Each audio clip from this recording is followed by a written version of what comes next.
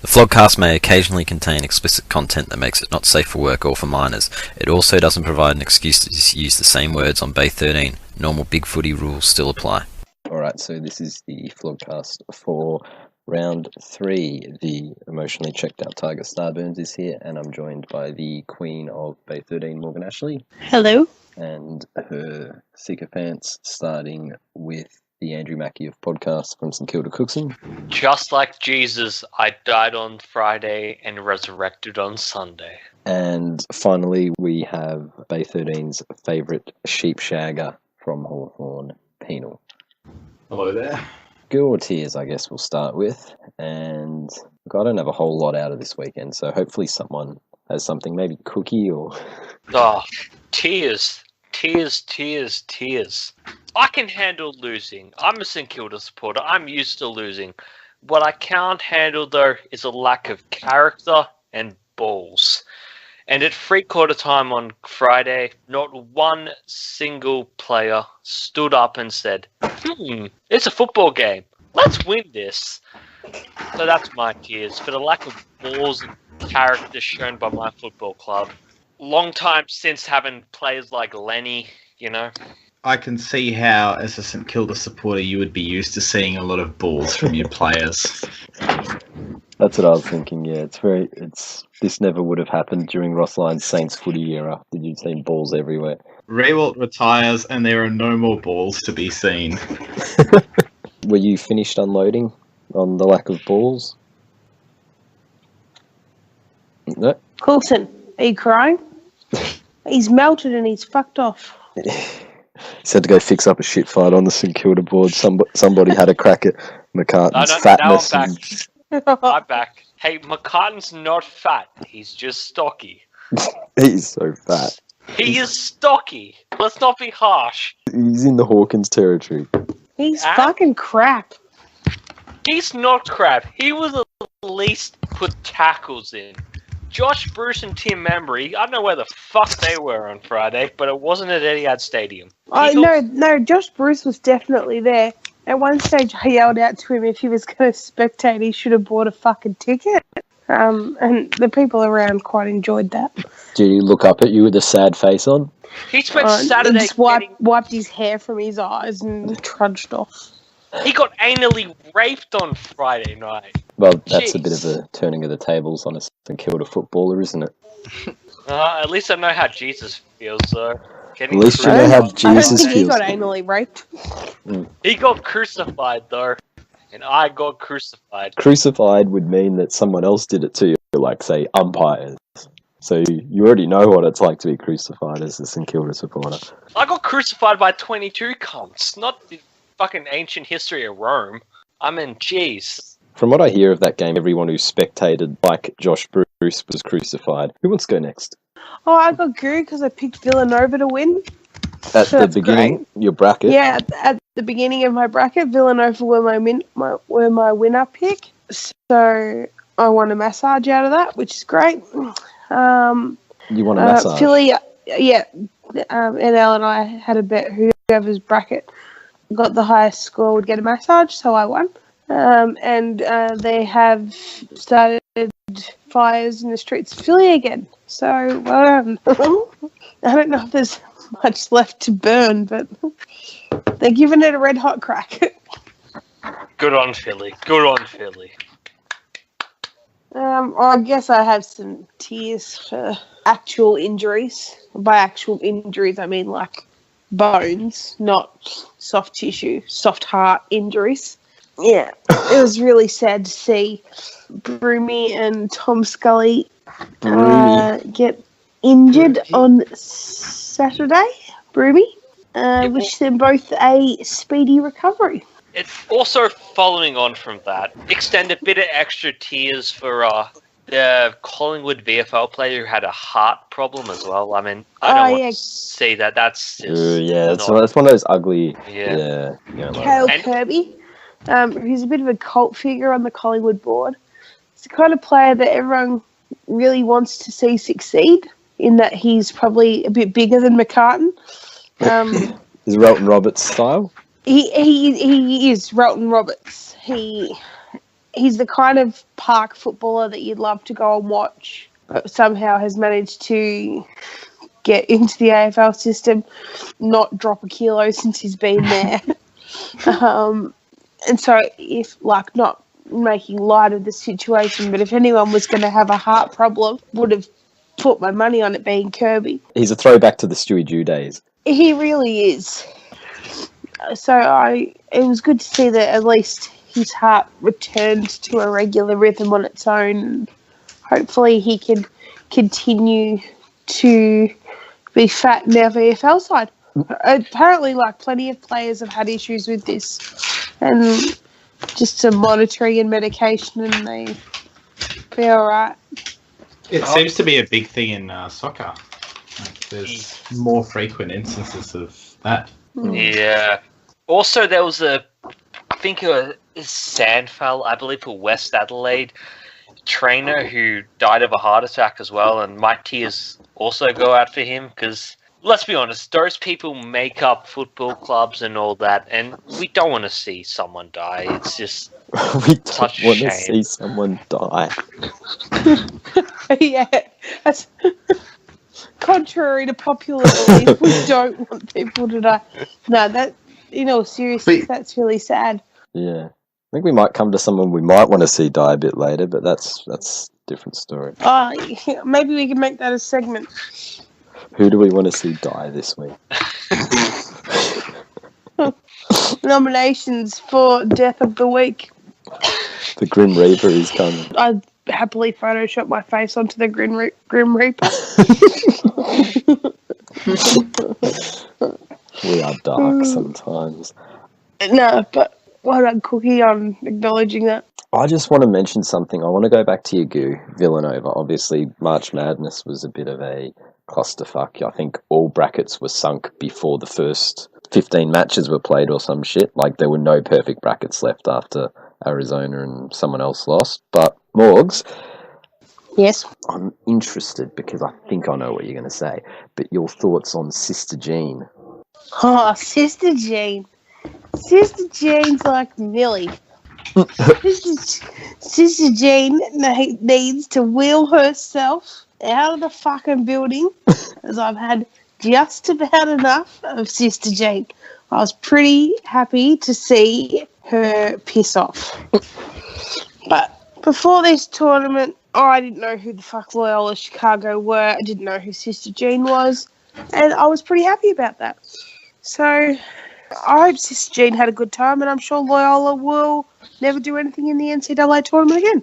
All right, so it's myself or Penal. Well, Dan and his autism called me out last week for not having interesting enough goo or tears, so I'll do my best to avoid just the result of the football game and a player's individual performance. I'll go a bit different and have the goo for BT this week for finally, during the commentary telecast, calling what we on the Bay have been saying for 5 or 6 years now, giving some acknowledgement to the long-held Bay meme, which is Chris Scott being the fucking funfair clown guy. He actually said it, the absolute madman. He said it, he called it. Chris Scott, after a Hawthorn free kick, was doing the mouth wide open clown at the funfair thing, and BT called it out. So thank you, BT. It's always nice when something from the Bay enters the mainstream. So that's my go for the week. I hope you're happy, Dan. Dan is never happy. I have tears for the Australian cricket selectors. You had 3 forced fucking changes and you still couldn't find room for Glenn Maxwell. It's absurd. Whose dog did this guy run over to continue? Like, it's a... Steve Smith's? Well, Smith's not there and he's still not getting picked. I would also like to stay on the subject of cricket and have some goo for the 2 Kiwi tail-enders who batted out 31 overs for the 8th wicket to deny England the series leveller. I can't believe you didn't go there, Penal.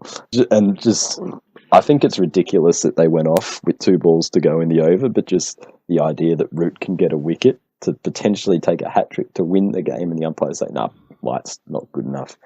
Troll umpire there. But, yeah, that's all I got. I didn't watch many games this weekend, so it's go to the reviews, and I think it's only right that we begin with Easter Monday and the Holy Trinity. Well, they didn't really. Can we rise, did they? not? Can we not? Holy Trinity. Well, Bosk was it asked if we could come up with a new nickname for them, so I'm happy to open it up. What do we reckon?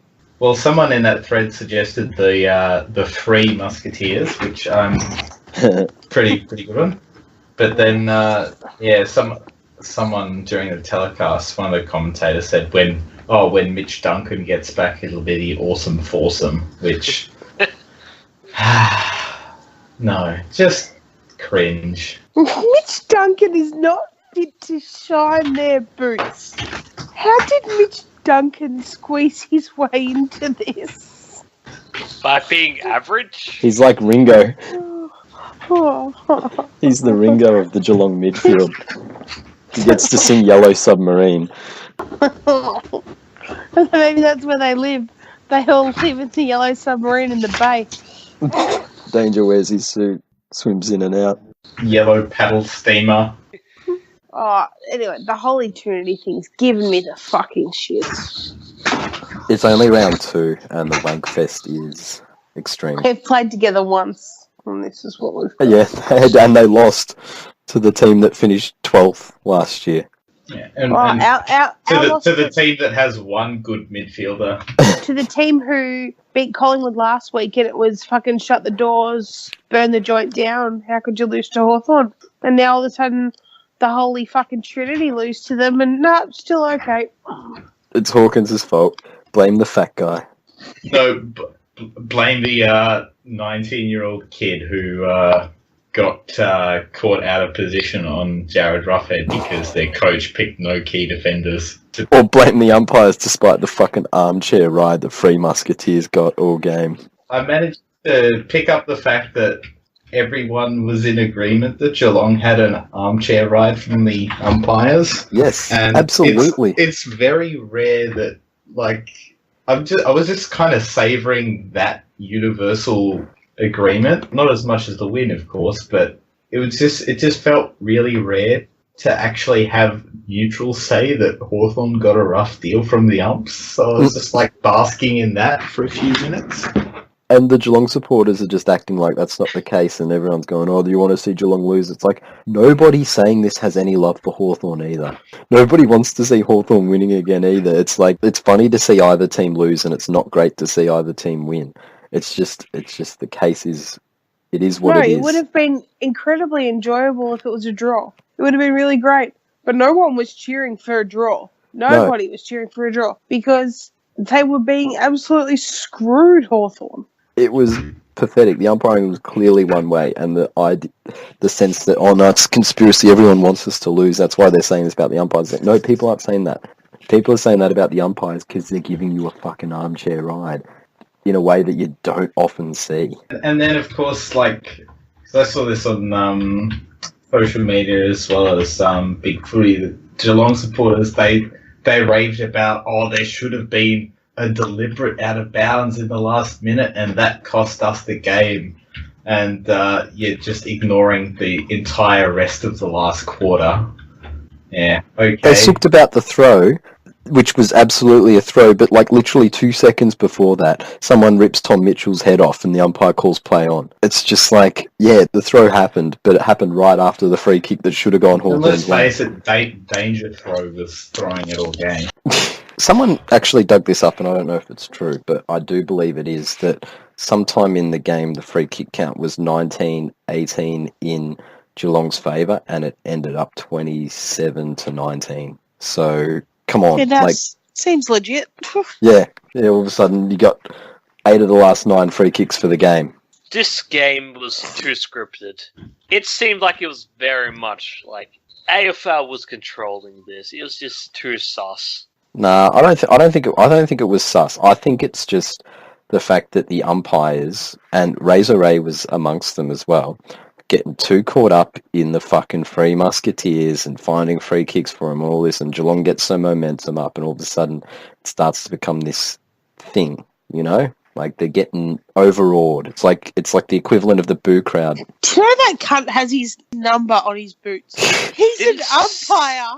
Didn't Selwood whinge though? Jesus Christ. I mean, every time it was, give me a free kick, give me a 50. I mean, fuck, play football, man. Yeah. Sicily kneeing him in the head was about the best thing Sicily's ever done. This was a weird day. I was like thinking, God, Sicily's done good there. Yeah, all the neutrals were cheering for James Sicily and thinking Hawthorn were getting a rough deal from the umps. Like, it's a fucking Twilight Zone. It really was. Yeah, Sicily lived the dream of pretty much every non-Geelong supporter. And that's to, give Selwood one. Selwood in the fucking head. Selwood head medicine. He should have ducked that fucking knee. And to get 1 week is even better because it's worth so much more than one.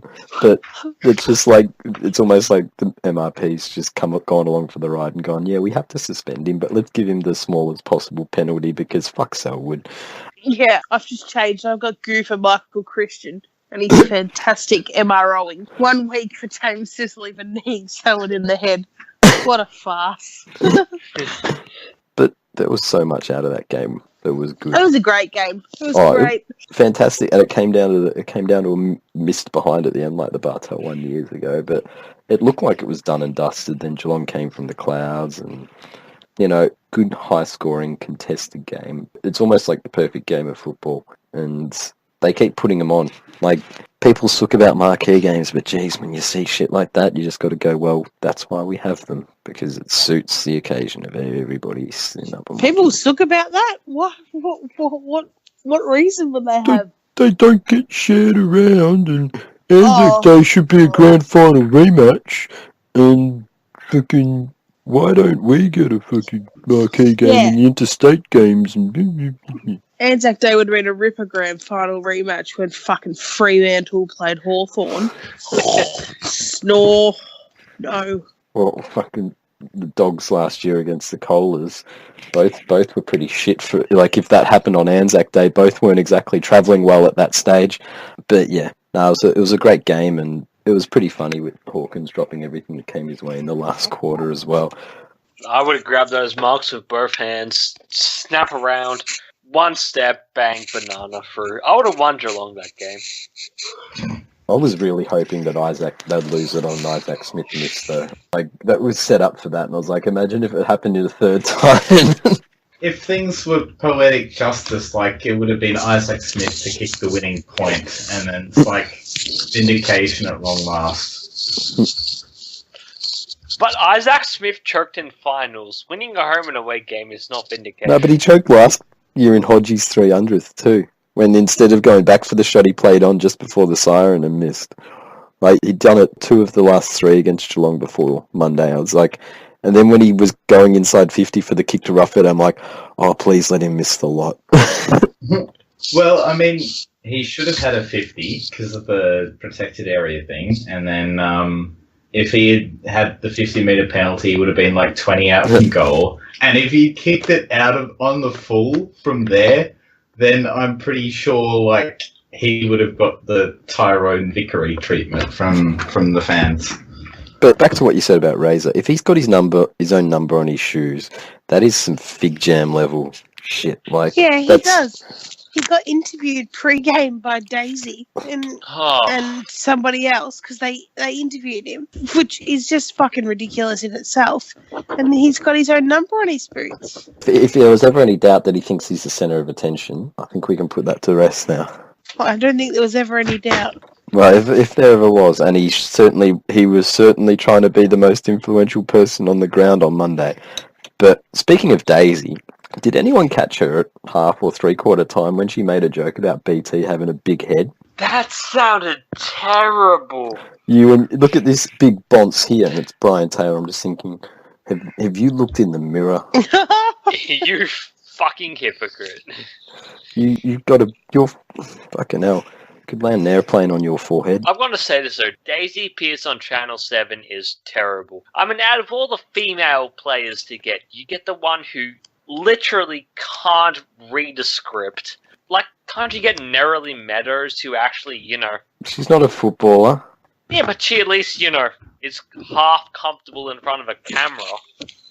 She's contracted to Foxtel. She's also a legitimate journalist, so she's got no business being on Channel 7. Yeah, that's right. Oh, we need Richo and Lee and whoever other half Basil and Hamish. and Jimmy. Oh, good bloke Jimmy. What do you mean, good bloke Jimmy? He never drove anywhere. And Rui and Jordan Lewis and... Hey, Nick Rewald is good on media. He's better than half the other twats. He needs to teach St Kilda how to show some balls. Maybe he should go into coaching. Actually, speaking of Fox Footy's crew, has anybody seen that new show they've got? It's dreadful. Which one? The Wednesday one? Like the piss spot one with Brian Lake and Dal Santo? I don't know. It's got Dal and it's got Mooney and it's got I think Ben Dixon and it's got all these other no names, but there's like two of them are really cringy. It's just like, are you like the work experience kids? Oh no! What is it? Oh, I don't know. I've seen it. It's not the beat test, is it? No, it leads into 360. It's on at like 7 o'clock instead of like AFL Tonight. The Wednesday wrap up or something. Yeah, that's what it's called. I think it's like the wrap up or. It's like bounce, but not as. No, well, it's not bounce levels of stupid, but because it doesn't try to be stupid, but it's cringy. Did Brian Lake finally get his own show? I'd watch Brian Lake's own show. I'd watch it more likely. Brian Lake's got the beep test with Dave Thornton. I have been sending letters to Fox Footy ever since Brian Lake retired, saying this man needs his own show, and so I'm glad they have finally delivered. Anything else out of the Easter Monday game? It's bloody I nice. miss McAvoy. Gun, isn't he? Nice to finally beat those campaigners for the first time in a while. First time under Jeff's tenure since the 2008 Grand Final. I must admit, when they started mounting the comeback, it was all starting to get a bit butt clenchy again, saying, "Oh, here we go again. They just always find a way to beat us. The curse is back." But glad we pulled through, and yeah, it feels good to get the win over the old foes. Yeah. Is there any chance we could get a clean up of all the fucking shitty Geelong and Hawthorn threads into the mega thread of crap? That means effort, though. I don't want to read them. Put them away somewhere else. Yeah, we probably should start chucking a few of those out. Like, when Lethality gets off his ban, I'm going to merge all his AFLM and AFLX threads into a thread called the Therapist Couch. So this could be good practice for that. We should just ban lethality. Just ban the No. No, he has his moments. He needs to do what Dan needs to do. And he needs to be less autistic. Yes, exactly. In the same way that Trade Draft has his own thread for his thoughts, so that he doesn't start a new thread on every... Like, you know how Tiggy has a thought and has to start a thread? Yes. And the same way with lethality. I think we had a thread like that for the boys for a while. Yeah, the Collingwood Rods gave Trade Draft his own thread for his own thoughts so that he could just put them in there. Some of Lethality's thoughts make for good threads, and those ones don't need to go in the stream of consciousness thread. But the ones that are basically the same as the other ones he's made a dozen times already can go in there. But, yeah. He needs to do the damn thing, Cookie. He needs to switch the autism off from time to time. And we should send our well wishes to Dan. I hope you do get your medication under control, and we'll be back next week. Get that chelation into you.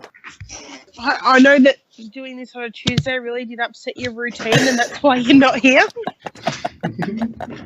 Routine is key. Next closest game. Collingwood ran the Giants fairly close. I didn't see any of this, so I don't know what happened, except a lot of bones were broken. And that was just during the Metallica song. The Metallica song. Why did they pick that song? Out of all the songs to pick, you pick Nothing Else Matters by Metallica. I mean, nothing to get everyone hyped and excited, but no, let's go for depressing fucking shit. Well, I think it suits the tone very well of going to a Collingwood game these days. I wasn't there. I didn't see the song. Apparently people were not impressed about having to hold up the sign that said Nothing Else Matters. No one was really into it. So wait, there's a sign that said Nothing Else Matters? Yes, across the cheer squad. They had to hold up a sign that said nothing else matters. And I don't think that this will be allowed very long because How it's rubbish. poignant. It was good to see Collingwood give it the treatment that it deserved and just ignore it. Hang on. Cookie, you've just been doing the mergers, haven't you? Yes. I'm just looking at the day page and all of a sudden there's 1, 2, 3, 4 redirects in the first 7 or 8 threads. Good work, Cookie. It's a nice break from modding the St Kilda board, I think. Oh, it is. So go on, Morgs. Is there any more on the Nothing Else Matters? No, nothing else on Nothing Else Matters. Tell you what does matter? Having a fucking forward line. And we don't have one. Forward lines matter. Collingwood need to just get out like a 26, 27, 28-year-old, just this old fart who smokes darts from the state league, and just shove him in there. No. They've got someone. They've got a guy. His name is Chris Main, and and he's in the right age bracket. He's raring to go.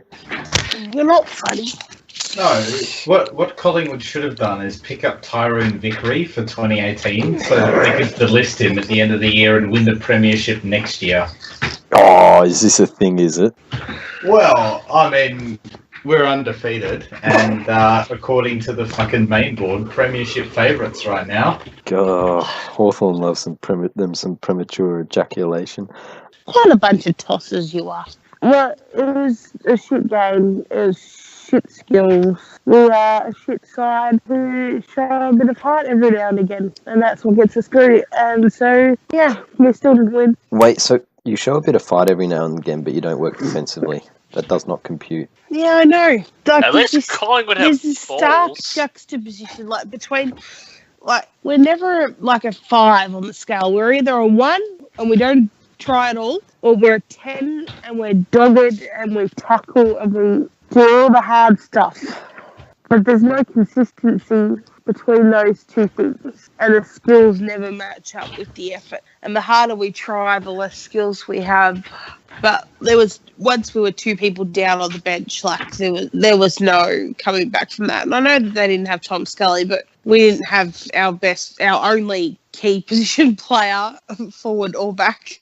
Yeah, we didn't have him from like the 8th minute mark of the second quarter, so we were pushing shit uphill at that point. So yeah, another gallant defeat. Magnificent. But I'm pretty sure that he pushed Tim Broomhead into the goalpost. Ooh, but didn't Broomhead swing his leg at the ball though? Yeah, but he was pushed. So how many weeks should Shaw get? Oh, well, he won't get any weeks because it wasn't even looked at. But how many should he get? 8. 8 weeks for pushing a guy on the James. Well, you have to weigh up the amount of time he's going to miss. Excuse me, sorry. Yeah, but he's going to miss a year. But from all reports, Broomhead's like a nice guy, whereas Selwood's a cunt.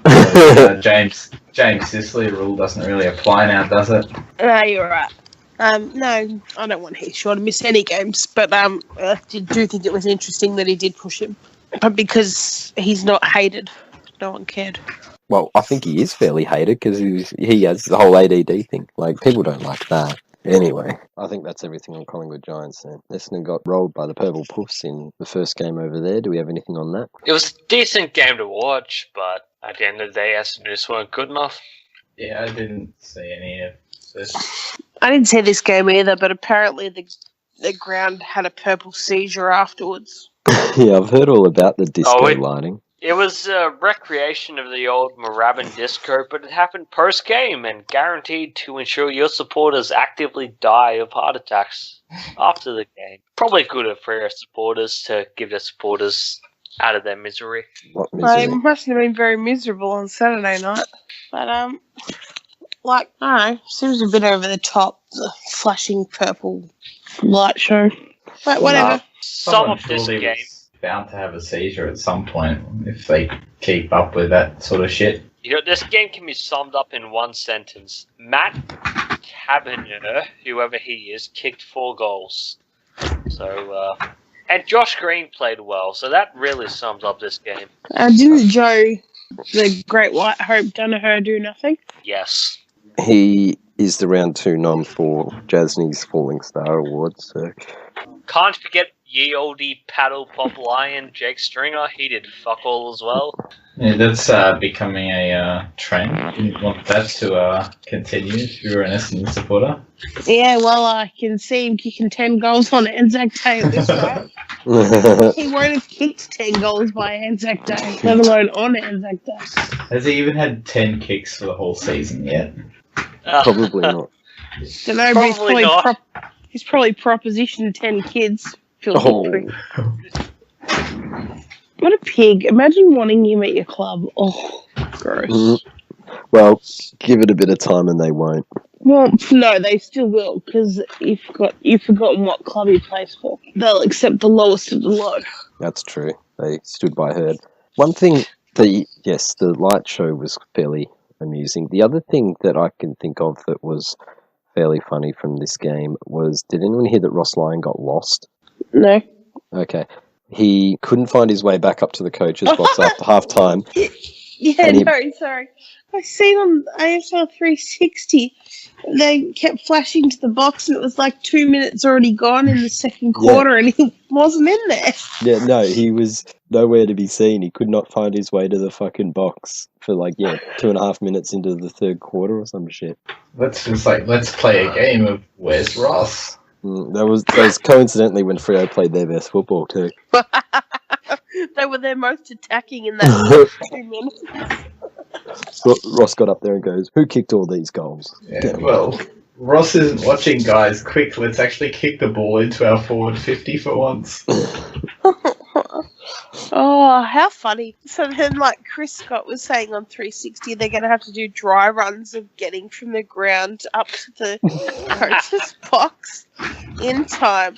I want to see that pre-game. I want to see them go, all right, quick, now let's run upstairs. Yeah, Chris Scott really idiot. does spend his time on the important things. I imagine on the Geelong board they're going ape shit over that comment. He should be putting time into the fucking proper preparation, not finding out. When he said he was going to do a dry run, Richo kind of just looked at him like, you're not really going to do that, are you? Richo was like, the more of the game I can miss, the better.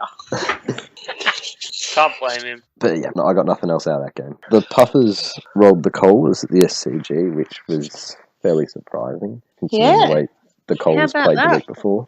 Puffers played well.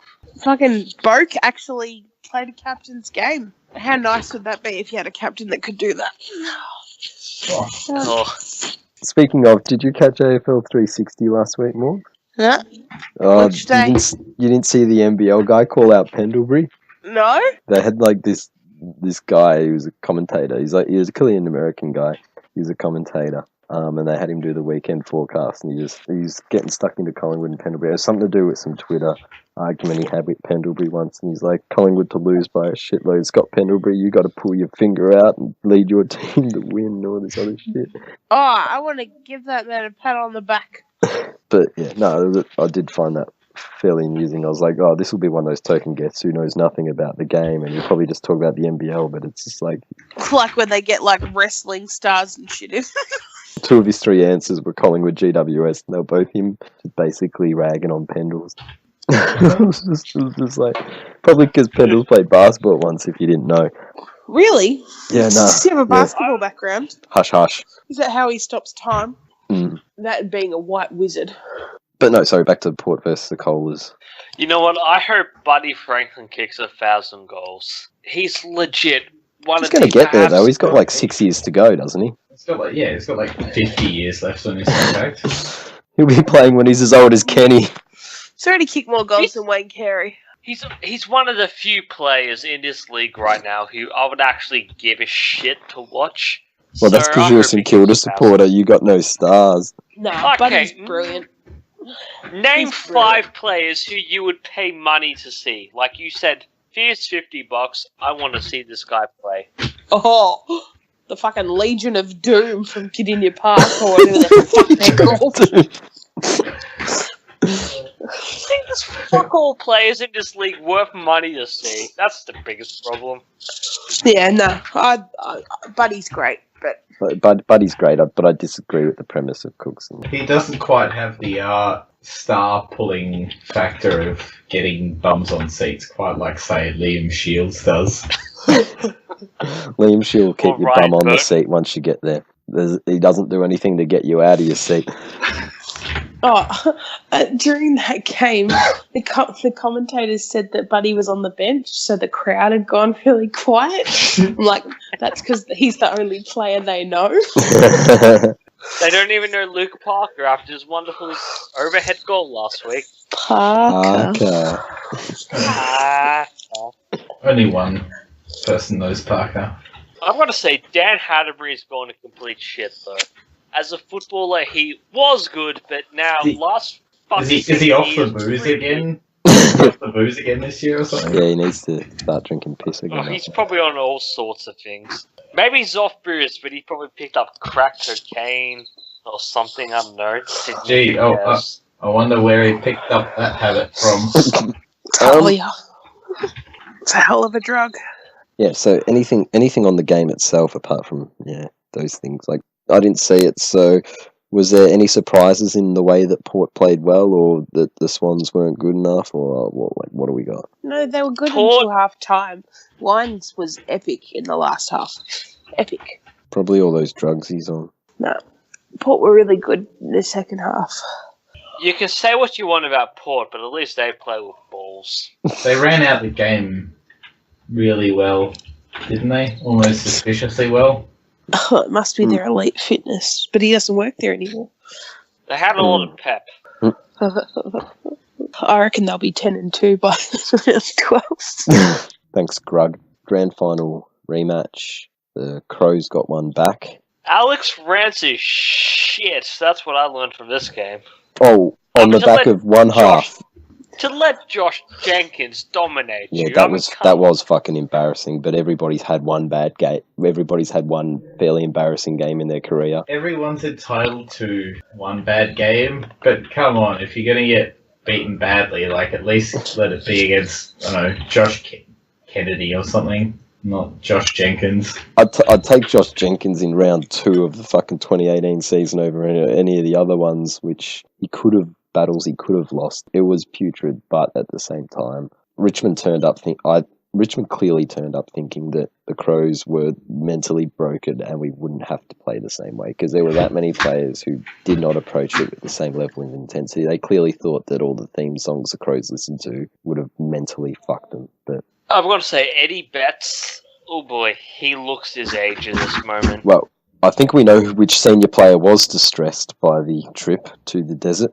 No, hang on, I've got a theory now. Maybe the story about the mental toughness camp was secretly planted by the Adelaide Crows in order to lull Richmond into a false sense of security. And I bet it was planted because they were in cahoots with Michelangelo Rucci, secretly a Crow supporter all along. So he's not actually banned from Adelaide? That's just what they want you to think. Where's the X-Files music? It's all just smoke and mirrors Shadows behind the mirrors. behind the windows. I like that, Peter. That's a good conspiracy theory. But what else do we have out of the game? Dusty Martin's probably looking good for back-to-back. Apart from Tom Mitchell. I mean, 25-5. Ooh, that's a good performance. Yeah, well, he can't do it on his own. Not enough of the others turned up at the weekend. No. And you got to have 22, especially when you're quotation marks the hunted. But yeah, there were too many passengers, including the captain, who really doesn't have great memories of Adelaide Oval, I don't think. But maybe if he had a migraine that put him in hospital during the week, he shouldn't have been playing. Maybe he's caught up in his own little milestone game. I got to admit, he's been great for us over the last couple of years and before that as well, but it's pretty embarrassing to get chaired off in a milestone game when you are that invisible throughout it. If you don't turn up to the game, you shouldn't get carried off. That would have to sting. Yeah, like Bob Murphy. Hardwick and the Fan was fairly amusing as well. Oh, that's pretty pathetic. What he said wasn't really that offensive. It was just a bit of bants. Right. Yes. I'm sure he would have Starburns heard has 10 said times more. more. He would have heard worse from Starburns than he would from that fan. Yeah, but he doesn't listen to us. Hey, we're the most listened podcast amongst AFL footballers, I'm assuming. He didn't need to point the finger in his face like Adam Goods. It could have easily made a quip about, the guy's an Adelaide fan, could have made a quip about the fact that he's still here because they're winning. Like, you know what I mean? Because they leave early. Could have just, laughed it off and kept walking. Yeah. He didn't say anything to him personally. What he said was just a bit of lulls, harmless lulls. And It's not like the fucking Port fans getting into Clarko. Exactly. Like, if the guy had a go at Hardwick about his daughter or something and sleeping around with all the players, then would have been fair game to point the guy out, have him removed or something because he was crossing a line. But for that, I mean, really, just come back at him with a witty comment about, how nobody wants to play for Adelaide or Barrels or just say, suck shit, we beat you idiots in the grand final last year. I mean, that's or just keep walking. Hawthorn supporter playbook. From a Richmond coach's perspective, usually they cop a hell of a lot worse from their own supporters. At least they didn't get spat on. I think it was pathetic. Hardwick. But yeah, anything else out of the grand final rematch? No. Good Friday. Yeah, well, wasn't particularly a good Friday, was it? It was, Jesus. Appalling Friday. Crucifixion Friday. Shit truck If the Friday. dogs aren't allowed back after last year, you won't be Cookie. I don't like Good Friday footy anymore. Whoever decided to have a holy club like St Kilda on this day should be sacked. You're the least holy club there is. Well, actually, no, you've got a lot in common with the Catholic Church, but... You finally get a big game, and that's what you dish up. Yeah. Fucking hell. You can kiss that goodbye. Next. This is going to be like a carousel of shit teams. I've been disappointed by St Kilda Melbourne a next lot year. in my life. I've never been angry. This was the first time I've been actually angry in my football club and wondering, what the fuck are the cunts doing? So they were doing nothing. Precisely, there's no balls, no characters, there's nothing apart from a bunch of piss-weak young 20-year-olds going, I'm thankful for being a footballer. Please, AFL, give me money. I am finding your constant preoccupation with your football team's balls quite disturbing. I've not seen a more vanilla, bland list of players in my life. There is nothing inspiring about it. What an insipid bunch of flogs they are. We're not even liked. We're not even hated. What the fuck are these guys doing? No, you're literally the most boring, batshit boring club in the world. No. You're not even pathetic enough to be everyone's second team. You're just floating driftwood, waiting to fucking come ashore somewhere. There was an article in the pre-season that I keep coming back to when I think of St Kilda, and it was like, who is everyone's Dusty or Danger? And someone did it, and every club had their equivalent or someone who's, their match winner or something like this. And then the St Kilda no stars or no A graders that was the assessment they gave, and they were the only club in that category. Fucking Carlton and North had apparently guys in that category, but St Kilda did not. No stars, and that's how I feel about it. When you think of him, you go, oh yeah, Stephen's all right, but how many mids would I take ahead of him in the competition? You go, it's probably a pretty long list. North have stars. They have a key forward who would walk into any team in the league, he's excellent, absolutely excellent. And St Kilda have nothing of interest. We're all Mr. Vanilla midgets, just fuck off and come back when you're actually worth wearing that shirt. I mean, Lenny Hayes wore that shirt. You're going to call him vanilla? Not Lenny. Fuck no. He would say, yeah, let's win this game. Robert Harvey, he ain't vanilla. Plugger Lockett, Trevor Barker. It's just... nobody in this club is inspiring. I mean, show some fucking balls. Be a footballer. Be a man. There it is again. Balls. Don't stop being boys. Be a man. Like Jack Billings. You're a match winner. Be one. At 3/4 time, where were you? Piss farting around in a contest. piss weak little bitch. But they just got absolutely cut open by North Melbourne. North Melbourne were just able to stream down the centre of the field, and they went completely unchecked the whole way. Like, there was nothing, no defence. There was no effort into stopping them. They literally walked up and down the field and tore them to shreds. And this is a team that's supposed to be playing finals. Give me a fucking break. No way. I saw the score on this game at half time, and I just assumed that it was in Tassie, and they must have had a really stiff breeze blowing just because the scoreline there. And then I saw later on the highlights that it was at Etihad, and they had the roof open, which they should not have had open. Well, the roof open let the wind in, and so it was really swirly. But That's the no roof excuse. The roof should never be open. But no, that's not an excuse for the quality of play in the first half. Look, if Ralph wants to stay open, let him stay open. Ralph's not allowed to stay open. North Sioux smashed us by 100 points. That's how bad we were. It was the most pathetic, shithouse, crap performance I've seen from my football club. Were you tempted to take a blowtorch to your membership?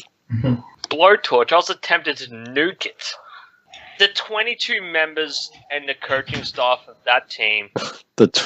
Wait, when you said 22 members, it's almost like... Members. Whoever was playing, donate your money to Good Friday Appeal and just realize that's not acceptable. I don't give a shit who you are. I want a fucking flag, and that's what you're going to do in a big match? Fuck all of them all. You can fuck off with that performance. Just But go didn't they play. have like a come to Jesus meeting today? Yeah, no, they did. Yesterday? They did on Saturday. They called off a holiday. They could have surprisingly done that instead of taking a holiday 3 fucking days before the JLT series. Useless cunts. Well, it looks like they had a holiday on Friday. That day off. They wouldn't want to be claiming fucking penalty rates for Friday. I'll give you the lots here. Yeah, we need all the money we can have at this moment, but I'd say perhaps maybe 2 free players I can think played half decently. And that's sad. But all credit to North. They smashed us. They were smarter than us. They were better than us on the day. All power to them. I think they put in a pretty impressive performance on Friday North, and there's plenty to like going forward for North Melbourne supporters. Like Except yourself? for Ryan Clark, who's an actual potato. Fucking shit truck. But yeah, oh no, not like myself, you fucking idiot. Is Ryan Clark the one that's like 80? Yeah, the one, yeah. 18 going on 80. He looks like Daisy Pierce because he looks like he's got a giant forehead, but it's just because his hair only starts at like the crown of his head. Let's move on if we got nothing else on that. That Davies Uniac looks really good. Fuck off, David Armitage, you cock-sucking, piss-backed fuck. But he'll show some balls. Say balls again. He sucks balls, not shows them.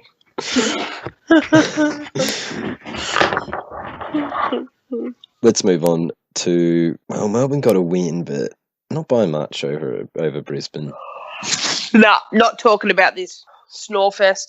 I noticed that there was like 0 fans there, and they created a veranda at the Gabba where the players' wives sat. Eric Hipwood still looks like a really dodgy lesbian. Apart from that, that's about it in this game. Or maybe he should grow some balls. Didn't they let him kick like 7 goals in a row or something, Melbourne? Like for Brisbane to get back in the game? They coughed up about a 6-goal lead to get it to even. Then they Brisbaned it up and cost it. Melbourne pulled their fingers out. Moving on. The Dogs might be the most concerning team in the competition. They've lost to West Coast in Melbourne now. I can confirm that I am not concerned in the slightest. And seeing them in 18th position on the ladder has got me through the last 2 weeks. Fucking delicious. You know, Dogs had, in 2016, 4 weeks of perfection. Of like the most awesome football, the most awesome sex, drinking, whatever in your life. But they seemingly forgot that They showed some balls. Post 2016, they showed a lot of balls. But now they have no balls. Oh, like this Western Bulldogs supporter I work with, I go to him today, like, I love it. I go to him, oh, Alex, what happened to the dogs? And he's like, oh, our team was just a bunch of 20-year-olds, blah, blah, blah. Like, you're not going to win with 20-year-olds. And then he's like, we only had about 10 premiership players playing. I was like, 10? That's a lot, you fucking idiot. Oh, mate, what a fucking spanner. He goes, oh, no, we'll be all right. Long season, blah, blah, blah. I don't think so, mate. No. I don't think so. I think that your problems run a lot deeper than you want to acknowledge. Yeah, no, there's a massive cultural problem there, and it didn't end with Stringer. Hasn't Bonson Pally became shit, though? Jesus Christ. Well, because they keep trying to turn him into a forward, I think, because they can't kick any goals. Oh, well, at least they've stopped playing Easton Wood in the forward line, because that was a flop. Yeah. Well, say what you like about Jake Stringer and the culture issues around all that. Like, he's got one thing that his teammates or his now ex-teammates at the Bulldogs don't. Jake Stringer showed some balls. Admittedly, showed them to a 15-year-old or something, but at least he showed some balls. That's what dogs like, though. They lack balls. They have no balls with balls. Imagine another one draft pick in that club just waving his balls around like, yeah, I'm number one. Give me the ball. Premiers. Where's Josh Shackey and where's Tom Boyd? Still in the twos. If you've got no forwards, wouldn't you be playing your number one pick who was a forward and your other pick who was a forward? You would think so. I don't get it. They lack balls, that's why. I think the selection committee lacking balls. Anyway, the Dogs are fucking rubbish, and to see a team that can't win in Melbourne smack them like that is an absolute embarrassment. But one other thing that I wanted to just draw a bit of attention to was the interview by BT of the Riolis. It was fucking excellent. It was just so good.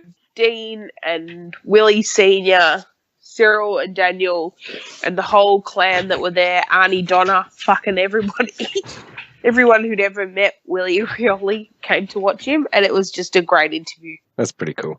Funniest thing is the Dogs have got their priorities all whacked. Did anyone catch all the fucking Easter eggs on the ground at the end of the game? Yeah, it looked like a fucking mess, but I thought that was nice of them to treat the supporters to that. Yeah, like they're out there before the players are coming off, so it's like they're just walking through this maze of fucking eggs and trotting over them. Yes, they were like kicking them. Yeah, it was a bit depressing when they were doing that. Like, I think it's great that Susan Alberti obviously bought the eggs. It's a shame they wouldn't let her in to have one. It's nice of her. Last game of the round. Despite all the progress they seemed to make last week, Carlton still have an Owen. I don't know how long they will keep their Owen. There'll be a battle of the Owens on Friday night, but they were a bit deplorable. They got torn apart by the Suns, and I don't think they'll be the last team. They won't be the last team that happens to, because I think that Morgs was right, and the Suns will be a riser, as can be seen by the fact that they are equal top of the ladder. And they don't have a home game until round 11 or something. To get a couple of wins on the board already, I think, is great for them. But Wiedering is rubbish. I blame the fact that they played him as a fucking forward for so long. It takes a year off his development. It's bad coaching, no matter who you are. It's dumb. So I played Darcy Moore in the back line. It's just dumb.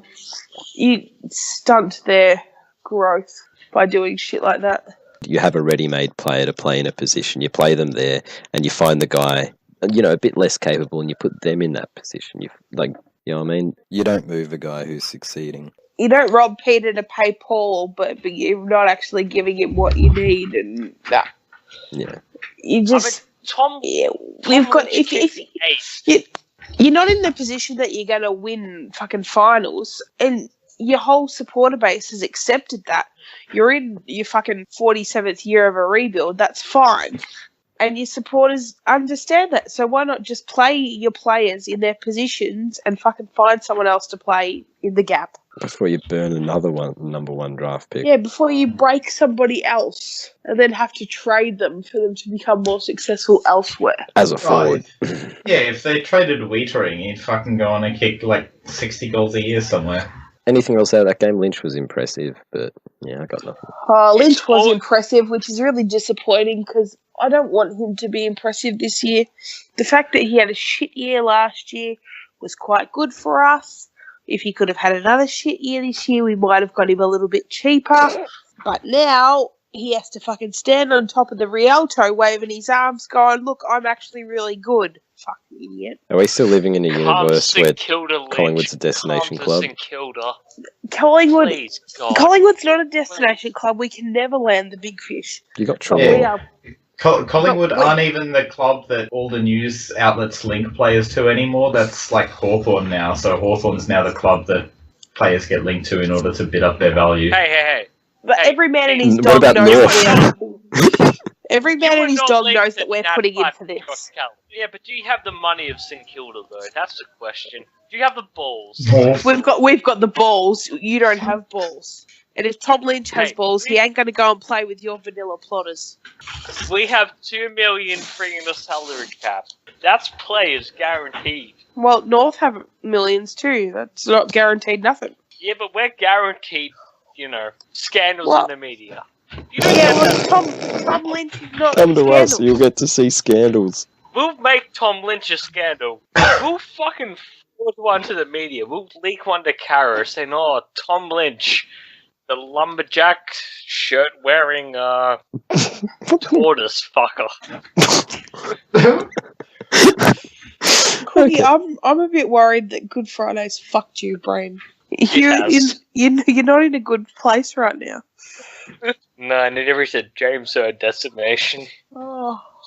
I think that's enough on that game. Let's go to the talking points. I don't think we've got too many, but one that did catch my attention was, did anyone see the Colas celebrating Kenny's fucking birthday? What? Hey man, They- Kenny is the only legitimate thing Sydney have that links them to South Melbourne. Apart from wearing a diseased, rotten, fucked up, mucus-ridden carcass of South Melbourne. He's their only link. At least they've got balls, Cookie. He's probably the only They fan don't even that's have like... balls. Mhm. They have For- strap-on balls. For a That club thing with is a a no giant dickheads policy, I don't know how they've kept Kenny. Well, Kenny's See- the biggest dickhead they've ever had. He is probably the only fan that actually knows every player's name. can the Grim Reaper visit Kenny? Oh, well the done. Grim Reaper. Kenny is on top of my list, mate. If I had a death list this year, Kenny would be on it. And if he doesn't make it by next year, I will create a get death list on the general discussion board, and Kenny's going on it, the fucking cunt. Him and fucking Millie, Oh. Sister Jean, or whatever her fucking name is, she's on it too. All these old bangers. Yeah, Kenny's getting the chop. They got around a big circle and they put it on their website of them, like, I guess they sung the song with him in the middle again because they obviously didn't get a win for him on the weekend. So did That's they even sing the worse song or did than- they sing Happy Birthday? Or maybe they sung Happy Birthday. I didn't actually watch the video. It only came to my attention because it found its way to the Nuffies on AFL pages, Facebook page. Because it Port was, Adelaide players were out there clapping him. I'm like, Jesus Christ, St Kilda don't even extend its fucking graciousness. We at least do it for players, not for random old fucks. I'm a Nah. come on, Port. Kenny's a cunt. I hope you had the shittest birthday ever. DB Swanee, get your dad into line. also, the Collars were giving away free Big Macs if they won, since we're on that. Nah. How unfortunate. No free dinner tonight, Is that- bandwagoners. They really need to give up the fucking sweet Caroline at quarter time. Drive me mad. They still do that. Yep. Fuck that. Oh, Caroline. That's not how it goes. Cookson drunk. I was just wondering a few minutes ago when he started ranting about something or other. I went, he's drunk. He's clearly drunk. I am quite drunk. Oh. Sweet Caroline. No, it's Caroline. What gave it away, Starburns? Was it balls every 5 seconds? Or It wasn't the balls every 5 seconds. It was it was somewhere in the Carlton discussion where he started talking about Turtle fucking? turtle fucking. Just real quickly, James Hird has rejected the Freo job. Oh, that's interesting. Mm. So not even somebody who's been shunned by the league wants to work for him. Maybe he doesn't think that his drugs would work well with all those fucking purple lights. That's surprising though, because the lights in like solariums and stuff are like that purple. He'd get a nice tan. No, but he takes injections for tans because, you know, solariums are bad for you. Well, aren't they bad? And he wouldn't want to do anything that's bad. Yeah, he'd never want to put his health or anyone else's health at risk. Okay, I've got not too many talking points, but this one I did notice. Did anyone notice Peter Gordon's comment about the haters going to hate? And he used it as a reference to Taylor Swift. No. Yeah, apparently Peter Gordon said about all the criticism they're copying while he goes, well, Taylor Swift said haters going to hate. Now, is anyone surprised that Peter Gordon's a Taylor Swift fan? Because, you know... Taylor Swift also said, now we got bad blood. Yes, exactly. That's what I was going to say. She loves a good beef. And it's not surprising that Gordon's into her because, yeah, she holds a nice grudge. How has Taylor Swift become a part of AFL presidential talk? I mean, why? Well, hell hath no fury like Taylor Swift scorned. Yes, or like Peter Gordon scorned, apparently. Or a Bulldogs bored bad blood. I know, Katy Perry and Taylor Swift ain't got nothing on the Bulldogs board. That club is well fucked. Man, isn't it delicious? Peter Gordon. Imagine quoting Taylor Swift. Oh, you fucking knobhead. It is a pretty funny capitulation to watch as it happens because every club's capitulated to some degree, but God, this has happened as fast as they've come down as fast as they went up. It's like liver. See, I don't quite understand like how teams can win a grand final and then just die in the ass. Like, we won a grand final. We've been ripped to shreds for the past 8 years because we didn't have a dynasty and because we didn't stay successful. But the year after we won a flag, we still made a grand final and were better in a home and away season in 2011 than we were in 2010. Yet we are still mercilessly torn apart. Like, these cunts didn't even make the finals the following year. And now they're on the bottom of the ladder. The fish stinks from the head. This fish is rotting everywhere. And the Bulldogs can't even afford a paper. Don't. Yeah, well, this is why I hate them. The absolute double standard. Double standard. You're not accountable for anything, you fucking pricks. No one cares about the fact that you're fucking shit. They're just like, oh, well, isn't it interesting? Yeah, it's real fucking interesting. Fucking plebs. I think on that note, we'll go to the questions, and we'll begin with Smeghead's question about where have all the Dogs fans gone? Barely 20k there on the weekend, and West Coast always have a decent block of Melbourne fans who turn up. Yeah, I did make note of the fact that West Coast seemed to have quite a few fans. I think behind Adelaide, they would have the best travelling fans in the league. But is anyone really surprised to see the bandwagon fucking fall apart for the Dogs? Like, there was 3 men and their dog at that game. Well, Gordon's probably locked them all out.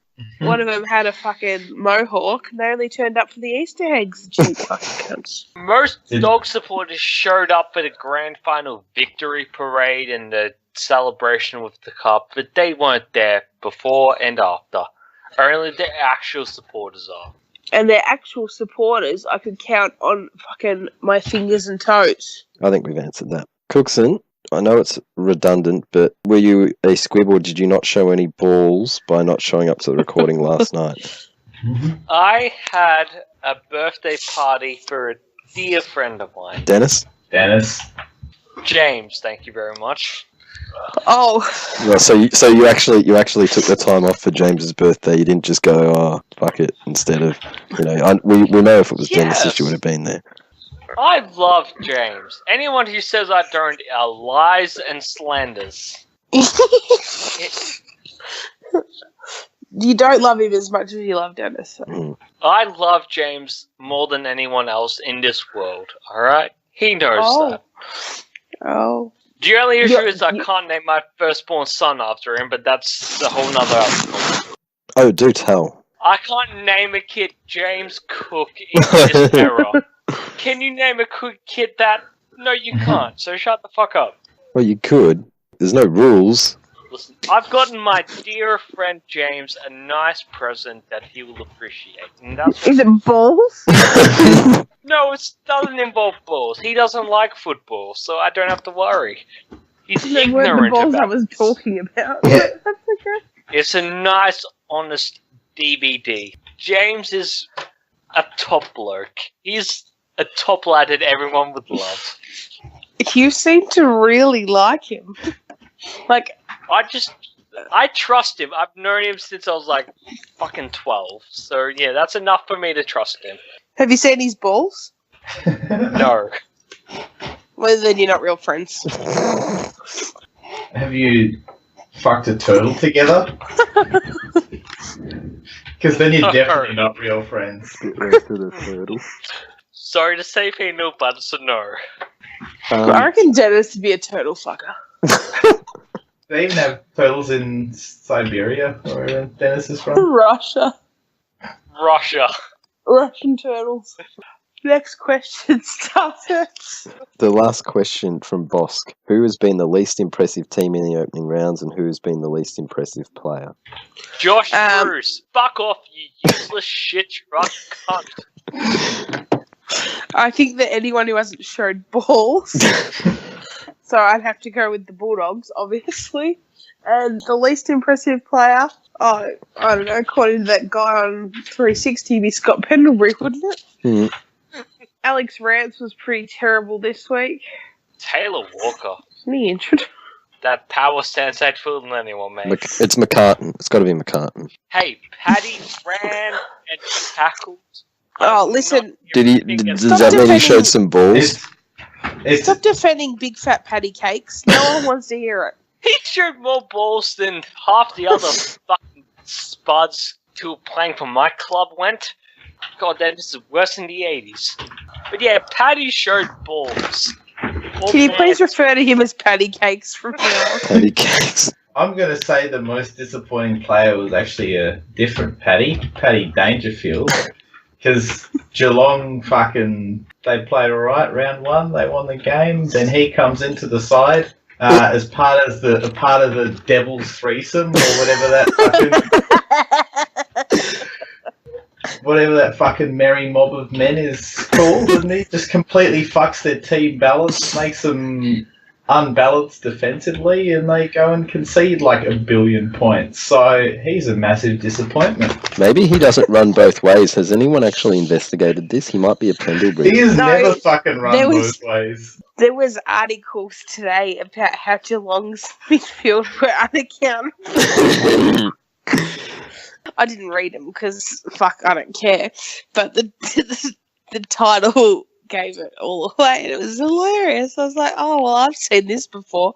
Just cut and paste a different 3 midfielders, and I've read the whole thing profusely. Funny. I agree with the Dogs being the least impressive team, and I only said McCartan just to rile Cookie up, but it has to be Jake Lever, doesn't it? The least impressive player. Oh, yeah, he's been found out. He's been completely found out as being somebody who can only intercept mark, and when you can't intercept mark and you have to be a defender on a player, that he's not capable of being a first string defender. If they wanted an intercept marker, they should have just kept Watts. Right, elite intercept marking. Yes, between rounds 9 and 12. How embarrassing. Sucked in. This week on the Bay, thread of the week, what we got? None of the 700 threads that Cookie merged. I liked Ilksey's one about posters who make you question your own views. The late entry from today. The plugger thread about sandpaper and St Kilda. That was a decent thread. Cam Rayner 2 kilometre time trial extravaganza in Coyote. Crows Criers won over bad press. It's a shit fight, but I did enjoy it for a little bit. You know what? I enjoyed the 48% versus safe space thread. And Def Vacations shit fight part 2 thread got merged as of tonight. I think it was displayed a clear lack of balls to go ahead and merge all those threads. rather than moderate them individually. Nadahui has say hello to Reece Stanley, got a bump. Hey, Penal, you mod this and kill the board after a multi loss, then debate, then you come back to me. I will stand by my mod decisions. Yeah, I'd rename all your threads about Nathan Freeman's hamstring. Hey, he's still on track. He is still on track for a Norm Smith. Yeah, well, he doesn't have any balls either, and he doesn't have any hamstrings. Hey, he has balls. By the plenty. He just does not have the luck given to him by other shit trucks. And yes, Cookson, I am more than happy to accept your offer. I would love to moderate this and kill the board after a multi loss. You heard him, Starburns. Penal to be St. Kilda after this week. Make it happen. Me too, please. I'm gonna spam every thread with like hamstring gifts until somebody figures out what I'm talking about. I'd get that Armitage to Revolt video and just link that everywhere. You know, I don't have the balls to ask Armitage to Revolt if he's aware of what that's made, like the name. I don't have the balls or heart to break it to him. I'm sure he knows by now. Like, someone would have pointed it out. Even it's this fucking glibber comment is, hey, did you realize that your name is named after a gay porn video? What of the week, who we got? Bosk. Yes, what for? Lack of balls. Showing his very aggravated red anus at the fact that Hawthorn are not a big floor club and never will be. Know your role, Minnow. Hawthorn have been desperate for this relevancy thing for years. So on desperate. The You won 3 flags in a row and all you want to be is part of a fucking fake club of clubs. This is why they're always trying to merge. There's a massive literally, I've never said this to you before, but you can't sit with us. Go away. You are not one of us. Listen, if Hawthorn was never has it been more pathetic than when you beg. Go away. You're not one, and you never will be. You're off with Geelong. You can have every fucking Monday afternoon game in the world. The big four play Friday nights, and we Like play our Friday. rivalries then. We don't get shifted to a Monday afternoon. Anybody else got anyone? So enjoy Friday night. Bosk wins. The end. Oh, no, I got a nom. Okay. Maximum Gornage. Ooh. When you're driving, Good put your help. phone away, cunt. You keep your eyes on the road, not your finger selfie. Anyone see that? Yeah. It was in the Flogcast thread. He's posted a finger selfie whilst he's driving from the fucking front of his car. Oh, is he a Geelong player? Can't use your Yeah. phone. Very Billy Smets, and you can see the steering wheel, so he's definitely driving. Oh, naughty. Nah, Bosk still wins. 'Cause he's a cockhead. Anybody else got anything?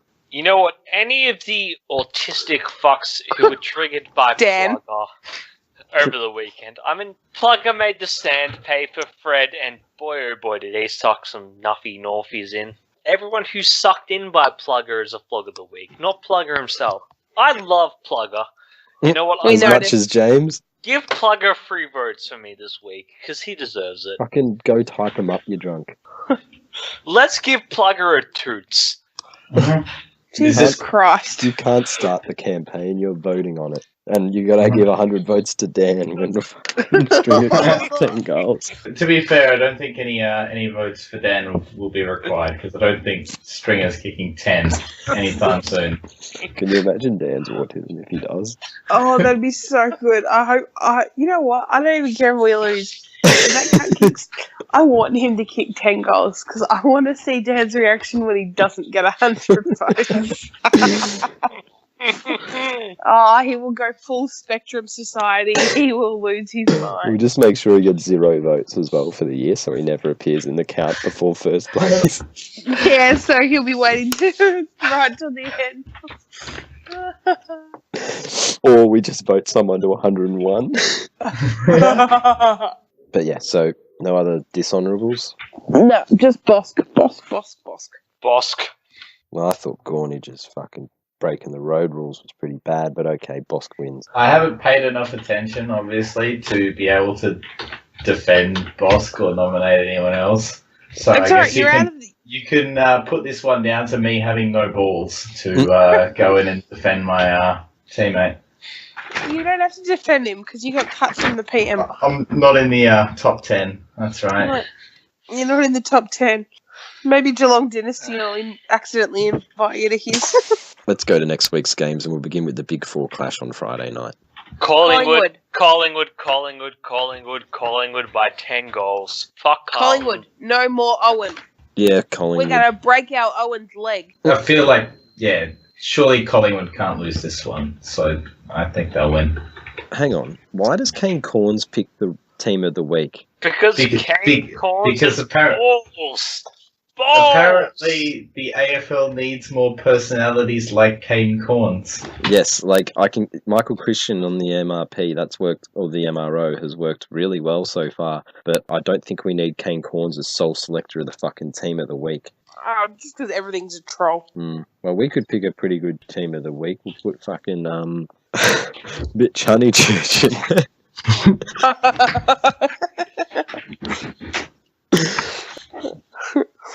Way to go, Teach. Tom Doty, who got the Rising Star nom this week. Yeah, Dan's not even here to go about that. Anyway, Puffers, Bryans. I think Puffers, pretty certain on that. Yeah, Puffers. The most interesting game of the week, potentially Melbourne versus North. Will it be 17? Absolutely. North. Melbourne, but just. No. Melbourne, because North don't have a second forward for Jake Lever to mind. They got plenty of forwards. Are you mad? Well, they got Ben Brown. Oh, they got Tench. They got Tench. Best Tench football's played ahead of him. Fucking excellent game on the weekend. Forgot about on Tench. Friday. Nobody manned him up. That's your fault, you Richard's dumb a fucks. retard. Have some balls. Dylan Robertson should have done something. Isn't he good? Dylan Robertson, rather than worrying about where the fucking S went in his name. Hey. Wade was on, I think, Carlisle. So that's Carlisle's fault. Yeah, well, he's a fuckwit. Anyway, they've got Tench, they've got fucking Higgins as a forward, they've got... Well, he's not key position. Mason Wood can come back this week, played in the VFL last week. Taylor Garner will be back soon. Nick Larkey has kicked 11 goals in 2 VFL games. They got forwards coming out of their fucking ears. I reckon North have this one in the bag. It's just Melbourne are completely mentally fucked when they play North. And I reckon if they'd done that military camp shit, they could have won this game, but they're just too mentally weak still. You know what? North Melbourne have more balls, and that's why they're going to win. Suns versus the Dockers. Home game The Suns. Perth Stadium for the Suns. The Suns. The loser of this game will be Humanity. I'm not going to watch it because it'll hurt my eyes. But no, it's at Perth, isn't it? And it's their home game. Yes. I know. I might pick Freo for the purple haze. It's not a haze. It's a fucking phase. Hang on. If it's a Suns home game, do they get to fuck about with the lights at the end of the game? Yeah, they're going to have red and yellow lights. We have the power. No shit. That's not their song. We are the sons of the Gold Coast. Sydney Derby, Colas Giants. Giants. Giants. Giants if Toby Green plays, Sydney if he doesn't. Will the Saints show some balls, or will Adelaide's Etihad record continue? Adelaide, absolutely. We're losing by 10 goals. Congratulations, you ballless fucks. Positivity. You giant fucking turtle fuckers. Show some balls. I can't wait for Tom Doty to tear up your forward line. Well, it shouldn't take much at this rate. Oh, what does Tom Doty's shit taste like? We'll get the full do of the do. It tastes like balls. Richmond Hawthorn. It's too early to say that Richmond have gone the full Bulldogs premiership hangover. So we'll have to wait until after this game when they finally take on a top 4 side to be able to make that sort of assessment. Richmond. I don't know why, but whatever. Back to earth penal. I think the ladder's going to hold true to form and the current top 4 team will prevail. You're milking this as long as you can. So Dogs versus Essendon, the stringer return game. Essendon. Draw. Games that don't matter, this goes into. I think Essendon will win, but fuck, I would love it if the Dogs beat Essendon in this one because they are just at a rock bottom at the moment, and Essendon losing to that would really put a pin in some of the after the Freo game. Delicious. Yeah, that'd be delicious. Losing the Freo 1 week and then the pitiful Dogs, all of a sudden it's like the Adelaide game never happened. Yeah, I do want the Dogs to win just because if Essendon wins, then all their supporters will start talking Essendon up as fucking premiership certainties again and just completely ignore the fact that the Dogs are terrible. So hopefully the Dogs pull off the upset. Yeah. And finally, the Eagles versus the Cats over in the 2 games this weekend at Perth Stadium. So that one's over there, and hopefully Chris Scott gets his dry run in, doesn't get lost. Yeah, I'm going to go for the Eagles because the Legion of Doom is crap. And or whatever they are. The Devil's Threesome. The fucking 3 blind mice. Only kind of one way, so no. I'm going to back in Gaff and, I don't know, Nick Nat, who's black and better than ever. Nick Nat to completely backfire, plug his thread on the Ray Stanley Natahui thread. You know what? Eagles, because Morgs says they're going to win. That's good enough for me. Yeah, Eagles. God, if they lost this one and went to 1 and 2, that would be glorious too. Anyway, this was the Flogcast for round 3. Starburns joined by Cookie. Testicles, balls, bazookas, the sack, whatever. Just show them this week, St Kilda. Please. Morgs. Has there ever been a man who's wanted to see balls so badly in his life? Not even Bosk begs this much. Not even Armitage. David Armitage has never begged Nick Rewalt this much to see his balls. And Penal. Yeah, sadly the only sack at St Kilda is going to be the one that Alan Richardson gets midway through the year. Good. Get Lenny back. But what about all the players who don't show balls? Well, fuck them. They can go to piss off to another club. Alan Richardson always showed balls, even when he was knocked out by Michael Voss. Not enough balls. Thanks for listening, and we'll see you next week. And hopefully Dan shows some balls and shows up. Oh, usually he doesn't turn up after a loss. I can't believe he didn't turn up after a win. See, that really fucked his routine.